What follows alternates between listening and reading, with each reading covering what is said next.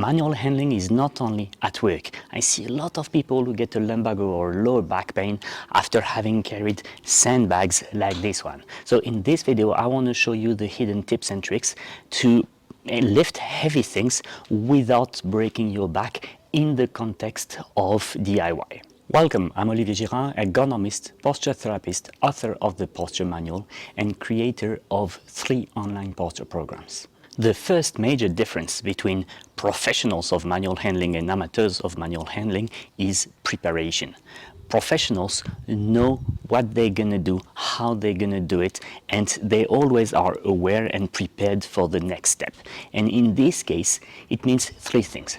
Number 1, heavy things should not be stored on the ground. As you see on this picture, where you're strong is around your belly button.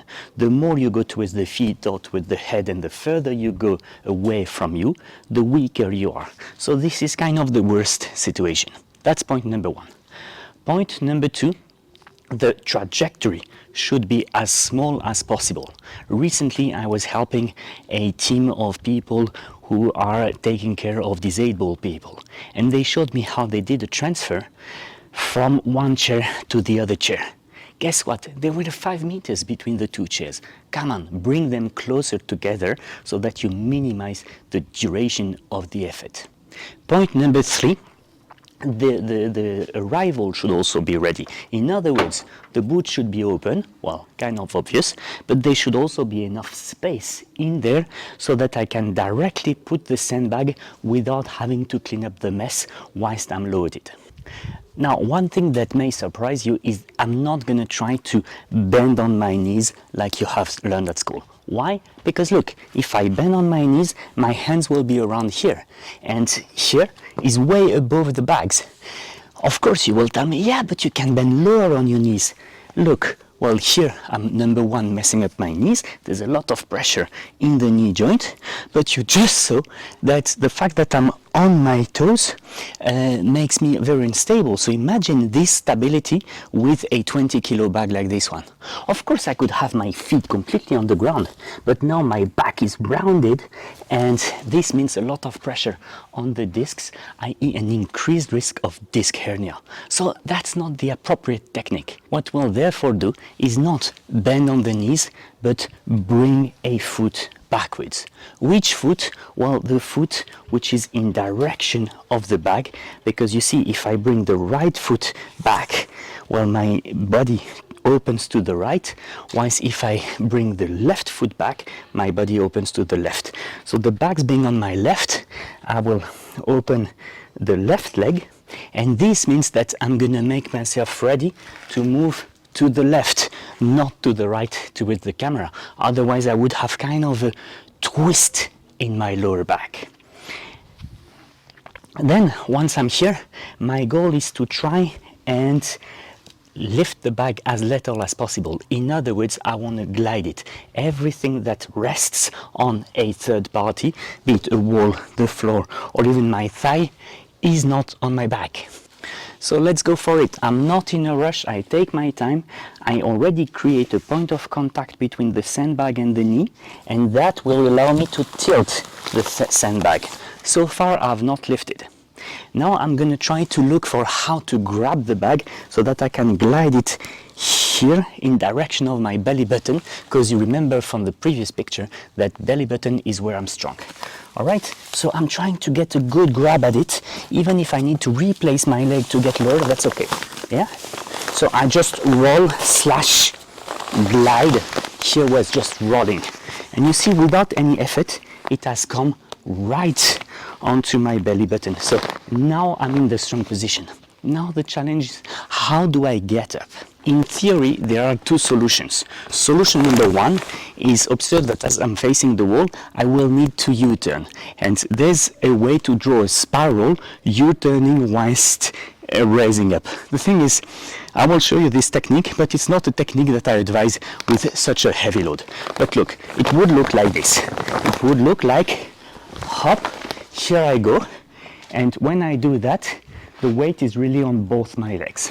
Now, if I don't want to do that, I will need another technique, which is a straightforward technique. And to use this technique in which I need to go straight forward, well, I need to go away from the wall. So I will just U-turn, kill my jeans, yeah? And what I'm now gonna do is put my weight forward and push on my rear toes, and this is gonna bring me to the car. And when I'm at the car, as soon as I can, I will give the weight to the car. So look how it's going to be. It's going to be push on the toes, give the weight to the car. With this technique, I have made sure that the trajectory was as short as it could be, and now you see it's resting on the car again. So actually, if you count in total how much time I have really carried the sandbag, well, from here to there, it was rolling. Here I wasn't carrying it, I was just turning, and I just carried for 1 straight second. And from here, the rule is, again, I do no effort. Finished. All right? Now, to get the bag out of the car, we'll do exactly the same thing.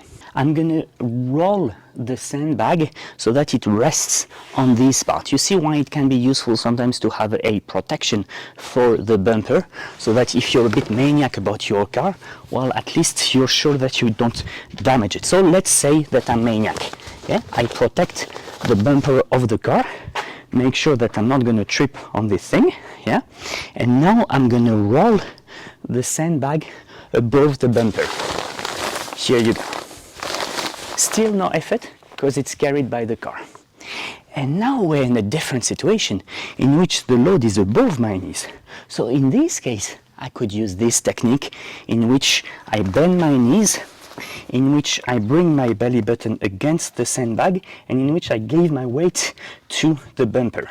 But still, I make sure that I have a good grip at the bag. I'm turning a bit just to show to the camera. And you see, I first take the good grip, yeah? And once I have the good grip, then I get up, and that thing isn't too heavy. It's 20 kilos.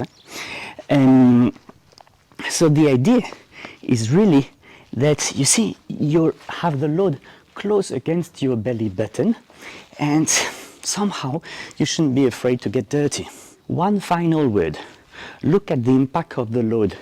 If my pelvis is backwards like a monkey, while my body wants to bend, I just need mid-back strength to avoid this. Yeah? So this comes from the lower trapezius and the latissimus dorsi in particular. Now, what happens if my pelvis is forward? Well, now the bag is hollowing my back and killing my vertebrae. So really, I go here, mobilize the lats very strong, and then I have the shortest trajectory to bring the bag where it should go.